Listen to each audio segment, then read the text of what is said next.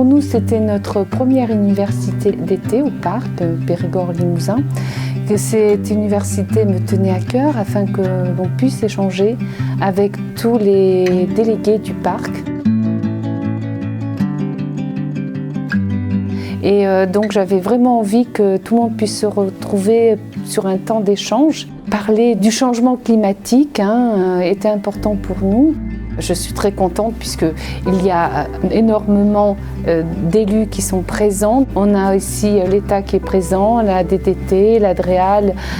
Donc ça a motivé beaucoup de monde. Le constat qu'il y a un épuisement des ressources, une approche très extractiviste de tout le vivant en fait. Ça, le constat il est fait. Il n'est peut-être pas partagé par tout le monde, ça c'est vrai. Parce qu'il y a des résistances, il y a des gens qui ne souhaitent pas le voir. Est-ce que c'est pas trop tard, quoi? Est-ce que... Oui, c'est jamais trop tard, mais je trouve qu'on a été quand même loin. Et c'est ça qui fait un petit peu peur. Et après, moi, souvent, les étudiants ou d'autres me disent « Est-ce que vous êtes optimiste ?» Je crois qu'on est condamné à l'optimisme. On est condamné à l'optimisme, sinon que, on pose tout et on plie et on s'en va. Les universités ont cette particularité de mettre en exergue, en lumière, la voix des scientifiques. Qu'on soit sur les sciences un petit peu fondamentales, les sciences appliquées ou les sciences humaines et sociales. Et c'est en cela que la question des universités d'été, des réflexions qui sont posées entre le corps des universitaires, des scientifiques, des écoles d'ingénieurs et les élus, représentant leurs habitants, cet échange permanent, mais qui est aussi aujourd'hui spécifiquement lié à la réécriture de la charte, revêt un intérêt majeur à nos yeux.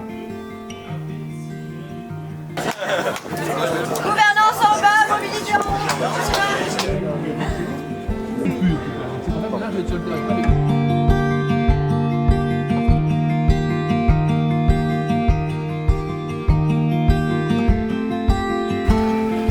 Alors aujourd'hui, j'étais invité pour intervenir dans un atelier qui parlait d'attractivité et de mobilité en zone peu dense et en particulier sur le territoire du parc naturel Périgord-Limousin.